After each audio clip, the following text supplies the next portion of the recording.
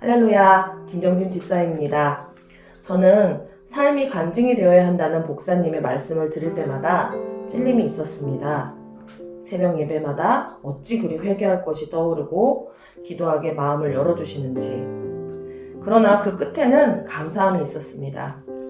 릴레이 기도회를 앞두고 저에게는 많은 기도 제목들이 있었습니다. 몇십 년을 알코올 의존증으로, 폭언, 폭행으로 가족들의 고통의 바닷속에 있는 모래가 파도를 만나 뒤집히듯이 뒤집혀 앞이 보이지 않는 어둠 속에 있었고, 이 모든 상황을 회피하는 남편이 참 가엾고 이해가 되질 않는 상황 속에서 친정 식구들도 과거의 상처로 서로 상처 주기에 힘들어 모든 것이 막힌 것 같이 답답했습니다. 기도의 준비를 시키신 걸까요? 그래서 저는 알람보다 먼저 눈을 뜨고 이 성전으로 발걸음을 옮겼습니다. 그 상황 속에서 제 몸은 지치고 많이 아팠습니다. 약을 먹어가며 어떻게든 이겨내려 했습니다. 그러나 좋아지기는커녕 더 안 좋아지고 있었습니다. 아침 저녁 시간이 날 때마다 마음 가는 이곳 예배당을 찾아 말씀을 읽으며 기도하고 찬양하고 또 기도하고 그러다 힘들면 지쳐 잠이 들었습니다. 주님과의 시간은 절대 헛되지 않다는 걸 알려주시는 것이었을까요? 그리고 환상을 보게 되었습니다. 저의 어릴 적 모습이 지나가는 모르는 행인에게 사랑을 구걸하는 저를 보게 하셨습니다. 참 이상했습니다. 그리고 순간 처절하게 울기 시작했습니다. 그 모습을 보는 게 너무 고통스러웠습니다. 그 다음 날도 어김없이 기도하는 도중에 환상을 보여주셨습니다. 어제와 같은 그 상황이었지만 빛은 더 밝고 그리고 더 넓게 확대된 모습 속에 저를 보게 하셨습니다. 또다시 지나가는 행인에게 손을 뻗었지만 한 사람도 돌아봐 주지 않았고 힘들어하는 제 모습을 지켜보시고 그 사이를 막아서신 하나님을요. 저와 눈 맞추길 원하시던 그 모습을요. 그리고 쓰러져가는 절 위에 바닥에 계신 모습을요. 또다시 눈물이 쏟아졌습니다. 그리고 제 입에선 전 부모에게 버려진 고아였습니다. 이것을 인정하기를 원하십니까? 그런데 인정하기까지 참 힘들었고 과거에 빠져 연민하지 않게 도와주세요. 언제나 저와 함께 하시고 사랑으로 축복하신 주님. 이 모든 것을 통해 제가 어떻게 하기를 원하십니까? 라는 기도에 하염없이 눈물이 터졌습니다.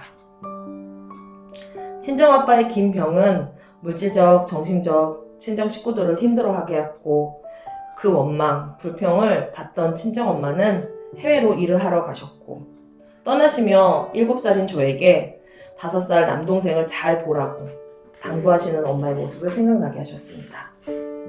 어린 제가 무엇을 할 수 있었을까요? 마땅히 부모에게 받아야 하는 사랑을 받지 못하고 그렇다고 주위의 어른들에게 기댈 수도 없고 모르는 사람들에게 사랑을 바라다니요.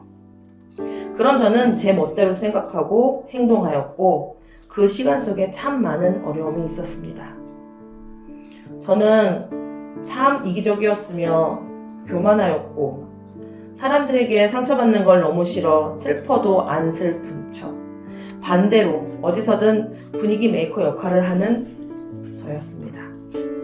그런 절 보시고 주님은 두 셀리더님을 영혼의 아빠와 엄마처럼 함께하게 하셨고 위로하셨습니다. 두 분은 말씀 안에서 예배 안에서 기도로 온전히 주님만을 신뢰해야 한다는 걸 알게 하셨으나 쉽게 되질 않았습니다. 항상 제자리 걸음이었습니다. 그럼 다행이라 할 정도로 현실에 숨고 퇴보했습니다. 그 모습을 보시는 주님도 두 셀리더님들도 얼마나 힘드셨을까요? 이젠 조금 알 것 같습니다. 진짜 셀리더들을 위한 기도, 공동체 리더들을 위한 기도, 목사님을 위한 기도, 절실히 알게 되었고 저 또한 기도합니다. 이젠 리더로서 훈련하시는 주님, 제가 어떤 기도를 어떻게 하기를 원하십니까? 올해 한 영혼, 이 영혼은 저를 먼저 구원하시고 믿음을 세워나가기를 바라신다는 믿음으로 기도합니다. 창세기 12장 3절 너를 축복하는 자에게는 내가 복을 내리고 너를 저주하는 자에게는 내가 저주하리니 땅의 모든 족속이 너로 말미암아 복을 얻을 것이라. 저도 축복의 통로가 되기를 소망합니다. 그리고 주님을 믿습니다. 간절히 믿음 더하게 도와주세요.